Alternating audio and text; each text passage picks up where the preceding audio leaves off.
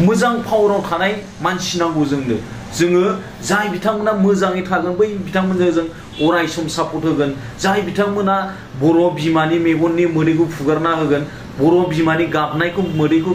फुगारना होगोन जों बैसोर बायदि मानसिजों अराय सम थागोन जोंनो नांगौ मोजां पलिटिकेलनि पावारनि मानसि नङा होमबा बिक्रम दैमारि नोंथां आंनि आखाइखौ दानस'ना होगोन जुदि हाग्रामाया फाराव फैयोब्ला फैया मालाबाबो फैया इउनिखौबो हो লাগি আছিল কিন্তু হাইকমান্ডে যদি আমাক এইবোৰ ঘোষণা বা এইবোৰ আমাৰ দুৰ্ভাগ্যজনক যদি কৰিব বিচাৰে তেনেহলে আমি দলৰ পৰা আমি পদক্ষেপ নিশ্চয় কৰিব লাগিব আপোনালোকে কাম্পা বৰগাৰী নোৱাৰে নেকি আমি কাম্পা বৰগাৰী ভংগ কৰিব নোৱাৰে কিয়নো 2017 বছৰ তেখেতে ইয়াত শাসন কৰিছিল সাপ্ৰেছন অপাৰেশ্যন ডিপ্ৰেছন তেখেতে কৰিছিল नोंथांमोन बयखौबो बे गोदान भिडिअ आंनि गोसो गोरबोजों बरायबाय लोगोफोर नोंथांमोना थाम्बनेल टाइटेल बेजों लोगोसे ससे इन्ट्र भिडिअ नुनानै मोनथिखाबाय खोमा नङा मानि सायाव बे भिडिअ जोंहा मा जात जात मानसि दंलै आयु सोरबाबा बुङो इउपिपि माबा बिपिएफ देरहाबा आखाइ दानस'ना लागोननो सोरबाबा बुङो हाग्रामा महिलारि देरहायोब्ला हाग्रामा महिलारिनि गारियाव बारसोमना थैगोननो मा जागोन रायजोफोर पलिटिकेलनि थाखाय ओरैबायदि फाग्ला जोंनि गेजेराव मा जागोन खुगायावनो थैयो दिनैनि थारिखआव जोंहा बै माबायावहाय गारियाव बारसोमना थैगोन होननायाबा थैदोंना थैयाखै आरो बे नङा होमबा बे सासेया जाहैबाय आखाइ दानस'ना लागोननो बिपिएफ पार्टिया सरकाराव फैयोब्ला बिपिएफ पार्टिया सरकार दायोब्ला दिनैनि थारिखआवथ' बिपिएफआ सरकार दासिगोन दाबायखौनो होनदों नङा होमबा दिनैनि थारिखआव इउपिपिएलआ 6थाल' देरहादों माबाया बिपिएफआ जाहैबाय 29टा देरहादों अब्ला दिनैनि थारिखआव बैसोर बायदि मानसिया मा सानखो गोथाङै दंना गैला ना आखाइफोरखौ दानस'ना लाबाय ना हाग्रामा महिलारिनि सारनि गारियाव सौग्रावनाय बारसोमना थैमारबाय नामा ओरैबायदि पलिटिकेलनि थाखाय फाग्ला फाग्लि दङ आयु आयु आयु मा बिदिबालाय बोरै जानोब्रा नङा होमबा लासिं सिं गावखौनो गाव मानो फाननानै लायो गावखौनो गाव मानो लिमिट गैयै खालामना लायो जाम्बा गोजा ओरैबायदि मूर्ख आयु आयु थोस दुनियायाव जोबथा जाम्बा होनबा बाखनायनायसो जागोन बैफोरबायदि मानसिखौ आरोखि लोगोफोर नङा होमबा आं बेजों लोगोसे नोंथांमोननि सिगाङाव बुंबावनो सानो जोंहा माखासे बर' फिल्मनि एक्टर एक्ट्रिसफोर गासिबो नङा दिनैनि थारिखआव थांनाय समाव जोङो नुनो मोन्दोंमोन इउपिपिएलनाव भट हो हो इउपिपिएल पार्टी दाफिनगोन इउपिपिएलआ सरकार दाफिनगोन होनना सोरबा मोसादों सोरबा मेथाइ खालामदों सोरबा एलबाम बानायदों सोरबा एकदम इलेक्शन केम्पेइन खालामदों बर' फिल्मनि माखासे एक्टर एक्ट्रिसफ्रा गासिबो नङा दै बैसोर बायदि मानसिया दिनैनि दिनाव बिपिएफआ देरहाबाय नङा होमबा बिपिएफआ देरहानायाव इउपिपिएलनि जानानै बैसोरो बिराद माबा खालामदोंमोन केम्पेइन नङा होमबा सोरबा एलबाम सोरबा मेथाइ खनदों सोरबाया माबा केम्पेइन खालामनायाव बहुत माबा एकदम जै नारा हैदों नङा होमबा दिनैनि थारिखआव बैसोर बायदि एक्टर एक्ट्रिसआ नङा होमबा मा मोखां लानानै बैफोरबायदि जेन'बा हाग्रामा महिलारि सारनाव सार बा हाग्रामा महिलारि बिपिएफ पार्टिनि एमएलए एमसि एमएलए बोसोरबानि गेजेराव मा मोखाङै थाहैबावगोन दिनैनि थारिखआव पाब्लिकआसो मा होनो देरहाहोयो नालाय पाब्लिकआसो दिनैनि दिनाव दावखोदों बैसोरखौ बिपिएफ पार्टिखौ नङा होमबा दिनैनि थारिखआव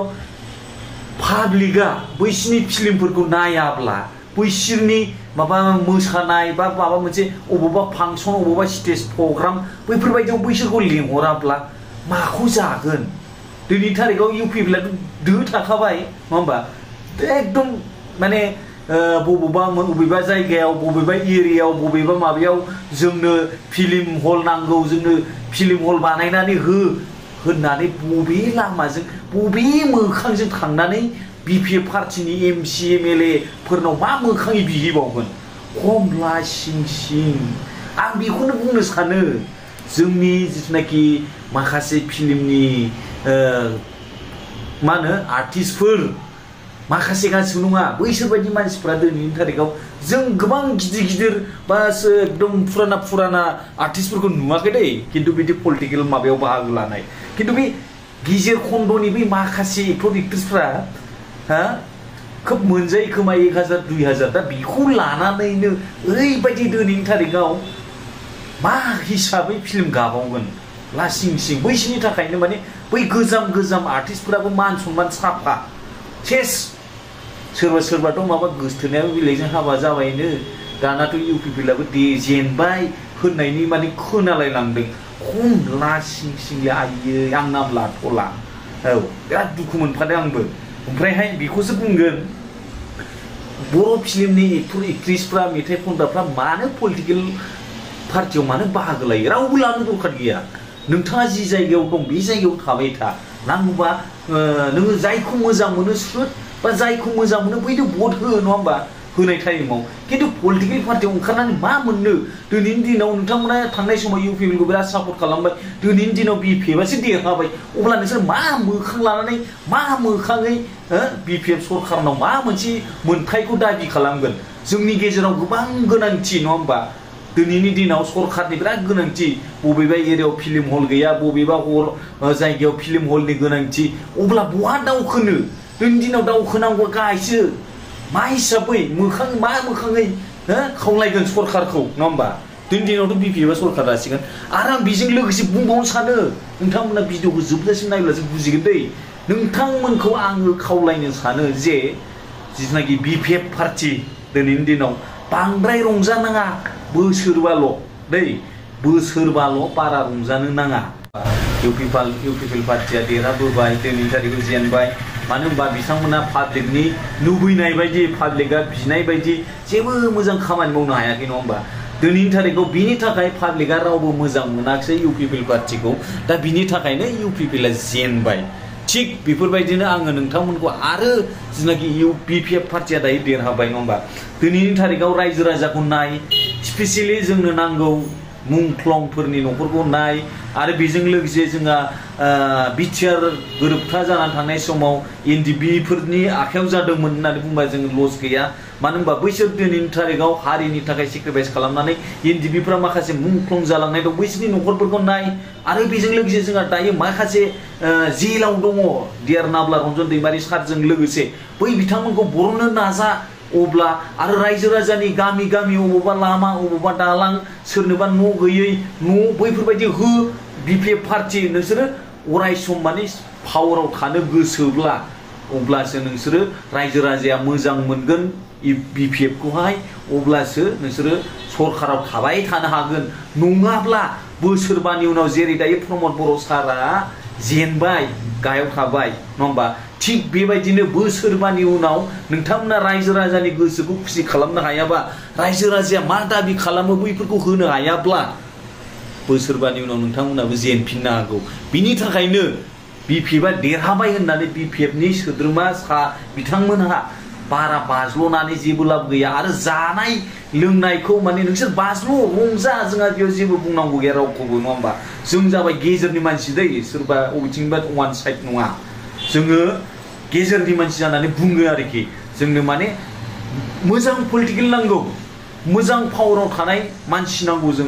जोङो जाय बिथांमोना मोजाङै थागोन बै बिथांमोनजों जों अराय सम सापर्ट होगोन जाय बिथांमोना बर' बिमानि मेगननि मोदैखौ फुगारना होगोन बर' बिमानि गाबनायखौ मोदैखौ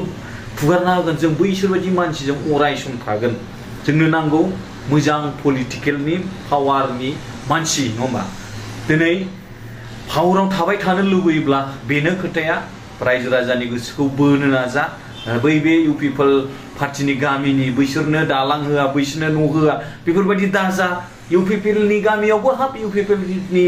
गामिनि रायजो राजाखौबो गोजोन हो अब्लाना नेक्स्ट फैबाय थानाय समाव बै इउपिपिएलनि गामिनि मानसिफ्राबो नोंसोरखौ भट होना देरहा होफिनगोन नै बेफोरबायदि रावखौबो इना इनि खालामनाङा बिपिएफनि जिथुनाखि दायो एमसि एमएलए रायजो राजाफ्रा मा बिनो थाङो नोंथांनाव दङबा दङ गैयाबा गैया मोनसे डेट खालामनानै हर माबा मोनसे अबेबा गामिनि नांगौथिनि थाखाय बिनो थाङोब्ला खिन्थु थगायनो नाङा जै थगायबाय होनब्ला बोसोरबानि उनाव गैला सेस बेबायदि जागोन अब्ला लोगोफोर बे भिडिअखौ बेयावनो फोजोबबाय थेंक इउ सो माच फर वाचिं माय भिडिअ लाभ इउ अल बाय बाय